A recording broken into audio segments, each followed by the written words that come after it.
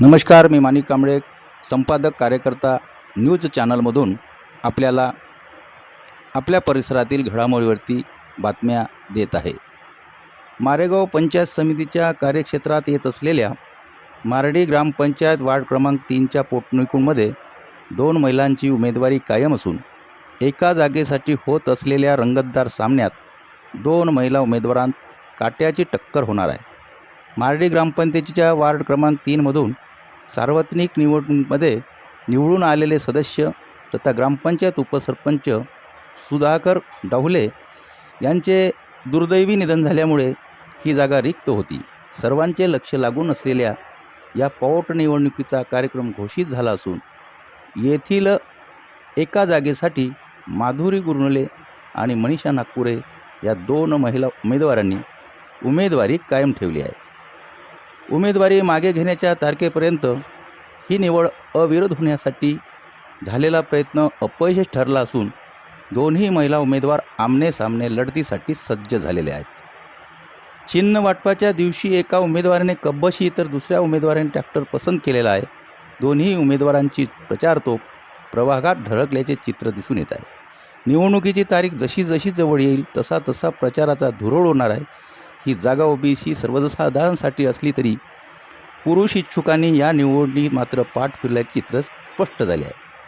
पुरुष इच्छुकांनी यंदा नो एंट्री गुरनुले वार्ड क्रमांक 3चे उमेदवार, माझा चिन्ह कब्बशी, ते तुम्ही 28 तारखेला निवडून द्यावे।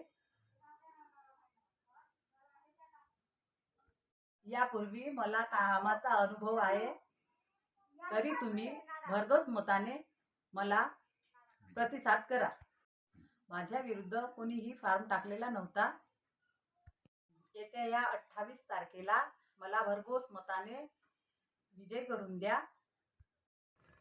नमस्कार मतदार बांधवांनो, माझे पूर्ण नाव मनीषा प्रशांत नागपुरे आहे। मी वार्ड नंबर 3 मधून माझी उमेदवारी जाहीर केली आहे मारडी या गावात आणि असून माझे निवडणूक चिन्ह बोध चिन्ह आहे ट्रॅक्टर। मी येत्या 28 तारखेला माझ्या निवडणूक बोध चिन्ह ट्रॅक्टर समोरील बटन दाबून मला भरघोस मतांनी विजय पर्यंत पोहोचलेली नाही।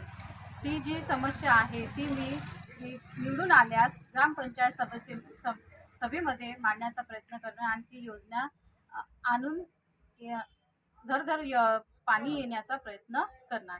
तसेच वार्ड नंबर 3 मध्ये इतके रोड खराब आहे की चालणे शक्य नाही आहे। पाणी आल्या असत्या टोंगळे आपले पाय खचतात, नाल्या नाही, ह्या ज्या काही समस्या आहे यांचेही विल्हेवाट लावण्याचा प्रयत्न करणार।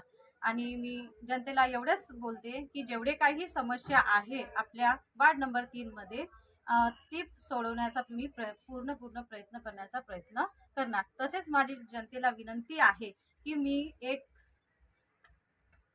पहिली वेळेस म्हणजे उभी राहण्याचा निवडणूक गावठाणामध्ये कसा बदलल्या जाणार तरच आपल्या गावाचा विकास होऊ शकते। मी माझ्या वार्ड नंबर 3चेच नाही तर मी पूर्ण गावाचा विकास करण्याचा प्रयत्न करणार। म्हणून मला वार्ड नंबर 3ची मला अत्यंत गरज आहे आणि त्या मधल्या लोकांनी मला भरघोसून साथ पाहिजे, तेव्हाच मी आपले प्रश्न समोर सभागृहामध्ये